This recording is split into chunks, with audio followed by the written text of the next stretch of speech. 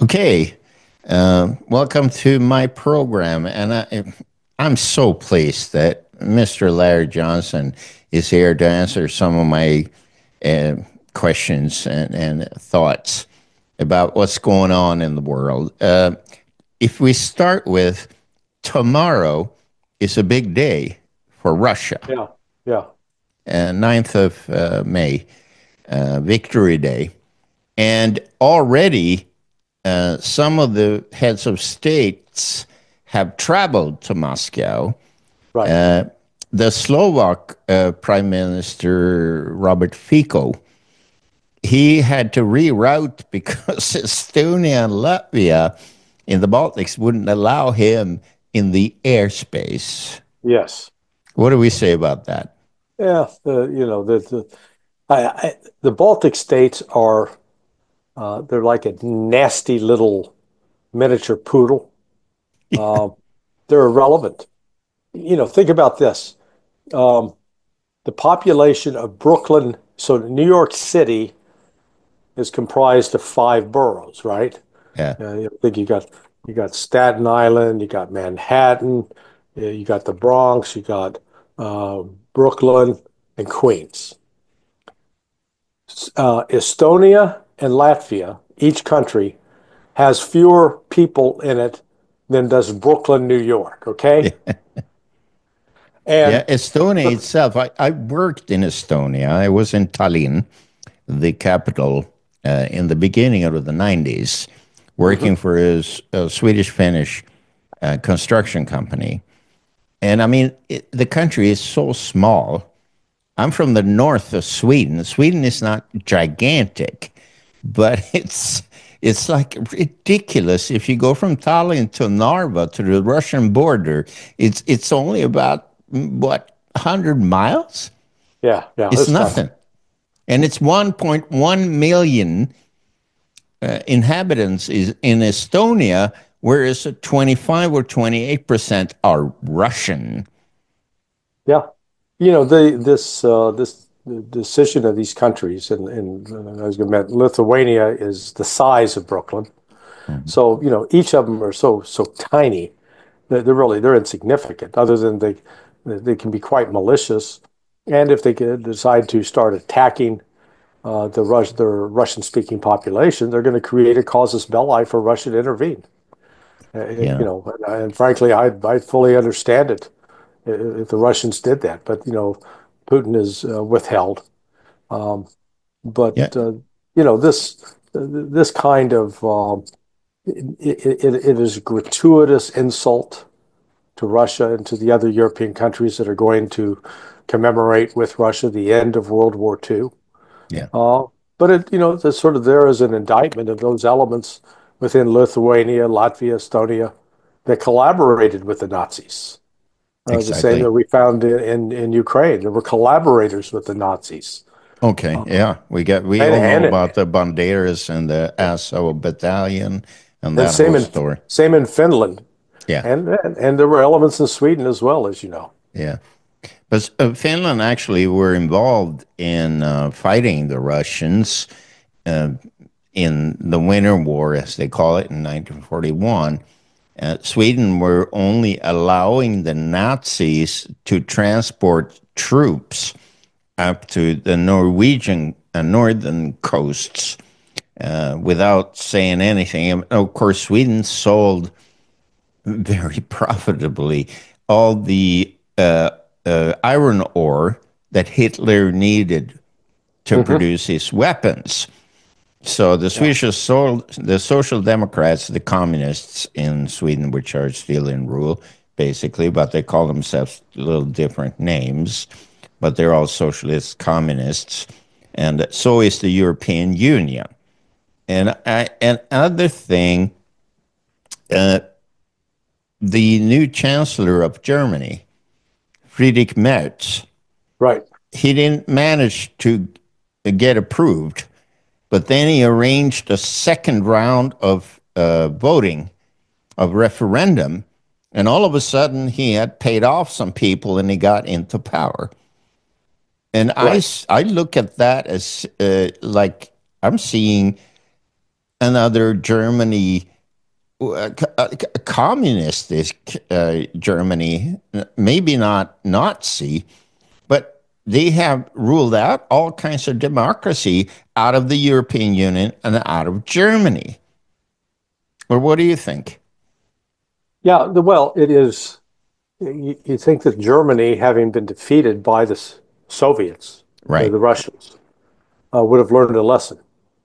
Instead, we're right now getting like revisionist history, where, particularly with Donald Trump claiming it was it was the United States that defeated the Nazis, not the Russians. The Russians were there just sort of, here, hold my coat. Yeah. Just it's so it's such an egregious misrepresentation Yeah. of history that you got to really wonder about Trump's mental status in order to Yeah. claim something so ridiculous. Um, so, Russia's this rise of this neo-Nazi movement in Ukraine, Yeah. this glorification of Hitler, of the SS, and it's real. It And to is. associate that with Bandera, the Russians. This is what most of the rest of the world doesn't understand. There's only one other country that endured the kind of suffering in terms of loss of human life Exactly. that Russia did, and that's China. Now, uh, China didn't have quite they were ravaged by Japan, but they didn't face the kind of the battles on the scales of what took place in Russia.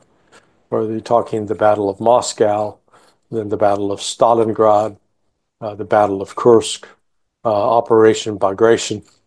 Yeah. Just Well, the phenomenal unofficial, levels of yeah, destruction. Yeah, go ahead. yeah, the unofficial number of the Russian soldiers lost their lives is about 27 million. Well, Uh, it's Russian soldiers were 8 to 11 million. Russian uh, civilians okay. were anywhere from 19 to 16 to 19 million. All right. So if you add them up together, you get a number over 25 million Right. somewhere. Okay. An interesting thing. I was in France a couple of years ago and spent some time there. I sailed down from Scandinavia, and I discovered that in the French educational system, on a sort of a primary school level, when you're like 12 to 15 years old, it says in the school books that France won World War II against Yeah. Hitler. Yeah. And I mean, Macron, being the little figure he is with the Napoleon complex, I used to call it, Yeah. because short people got no reason, as some famous rock singer said. We have short people as a prime minister in Sweden. We have short people in the European Commission, and they all have the Napoleon complex. Am I Right. wrong about that? Yeah. No, there's that little man complex can be a problem. Yeah. Uh, what was it? It was Randy, short people. Yeah, Uh, Randy Newman. yeah, Randy Newman. Yeah. Yeah. It was quite a memorable song. Oh, And yeah, they try to compensate for the feelings of inferiority by doing outrageous things, sort exactly. of going to I the mean, extreme. it's not their fault that they're born as a short person, you can't blame them for that. But as you say, they try to compensate for that with being sort of bullies, you know, and take control. And also they're warmongerish. They love war for some reason. I don't know what the That would fuck. be, that'd be an interesting if we actually had enough evidence to list the height of leaders, how tall they were, and see if there's any correlation between physical height and involvement in wars to see if there really is. The shorter the people, the greater the chance of going to war. Yeah. I mean, Vladimir Putin is not a tall guy. I Yeah, guess he's about 5'9" or so. I yeah, guess. 5'8", 5'9", somewhere in there. Yeah. He's my height. Yeah. Uh, I'm the same. I'm 5'10" or 181 centimeters if you translate it to that. yeah, But Mark Rutte, he's like 6'5", yeah, yeah, and he's still an idiot. yeah. Didn't be just being tall doesn't necessarily mean you're going to be smart. He's the walking example of that. Yeah. Yeah. Well, they got rid of Jens Stoltenberg from the NATO leadership, but he became finance minister in Norway, straight out. And then they get this guy Mark Rutte, who got fired from his parliamentary job in the Netherlands, in Holland.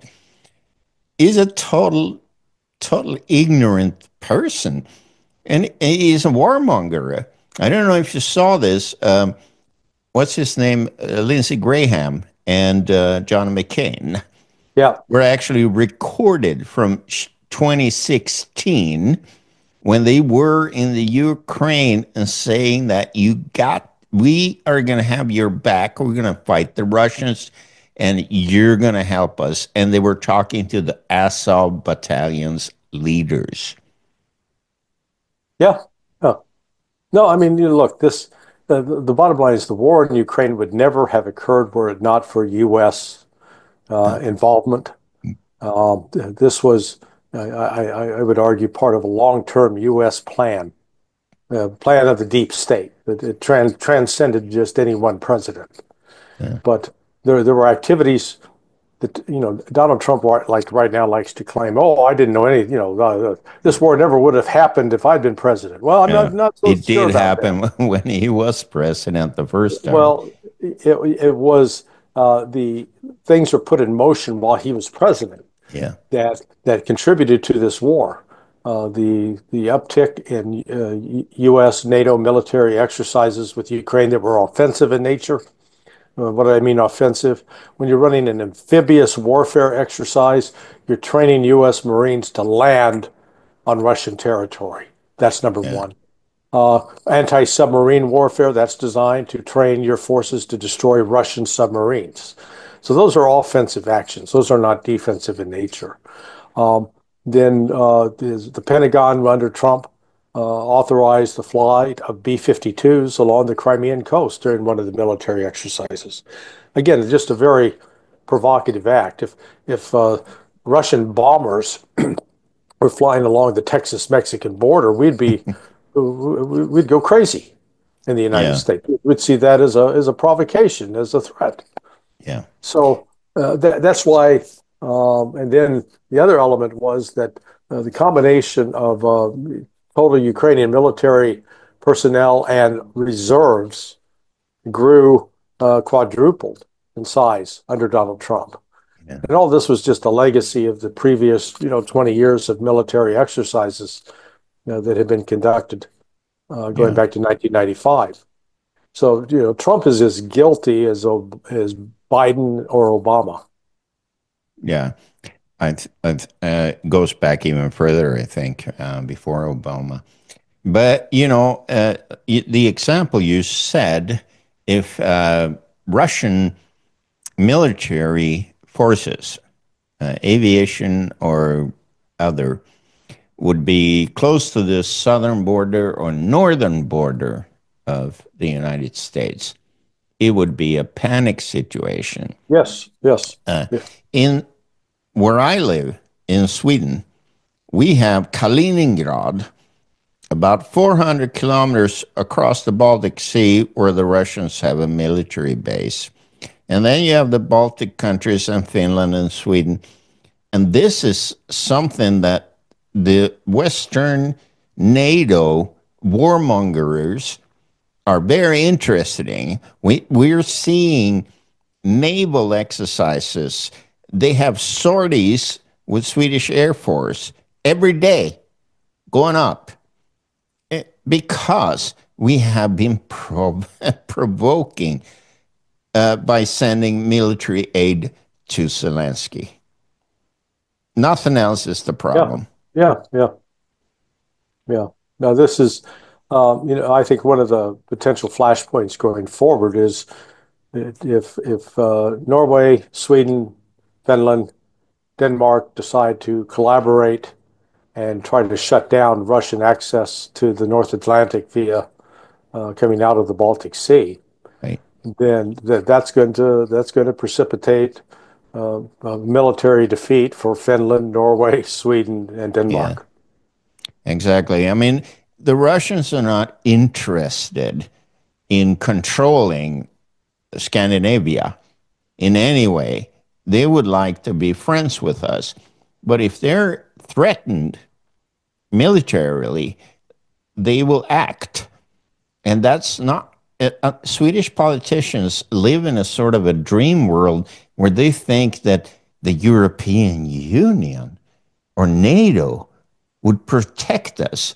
Yeah, yeah, If the Russians decide to crush Scandinavia, they will do it in a minute. yeah. There's um, this notion that Russia wants to take over and control Yeah. Scandinavia and Norway. No, they just want to be left alone. They want to You do know, business with us. yeah, They want their Nord Stream gas pipeline repaired. yeah, They want to sell cheap energy to us. That's what they want. They don't want to control this socialist government in Norway and Sweden, or in Finland for that matter. They're not interested in that. yeah. No, this is look, this entire affair.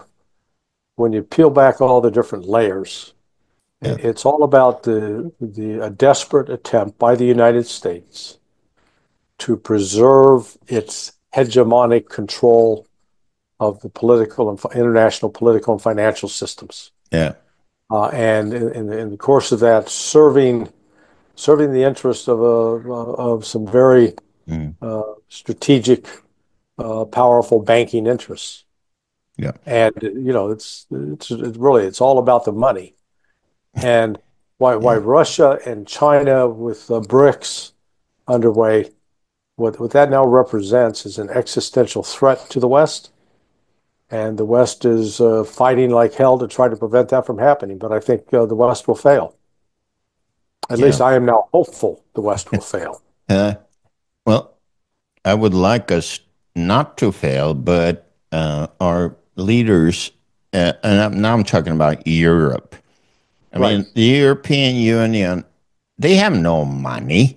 And people like Macron and this new guy, Merz, in Germany, they're saying, all right, we're going to fight the Russians if the United States don't finance this war. Huh? But they don't have any money. And then they say, okay, we'll take up a loan of 300 billion euros and go in with troops and help Zelensky against the Russians. They're delusional. Yeah.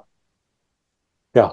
Yeah. No, it is um, this desire to um, destroy Russia has been long-standing. Yeah. I put out a series, three articles in um, at sonar21.com Mm. on how the development of NATO and U.S. UCOM military exercises with Ukraine over the last 35 years. I think I can make a credible case that Ukraine has been a de facto member of NATO. Yeah. You also then look at the entire rationale for expanding NATO is without foundation, because during the time that they're pushing to expand NATO, the Russian military was declining in size, not increasing in size. Mm. Um, and then to top it off, um, you've got the direct provocations that took place in 1999. The combination of um, one, NATO was expanded to include Poland, Czech Republic, and Yeah. Hungary. Uh, 2 weeks later, NATO attacked Serbia, which was perceived as an ally of Russia.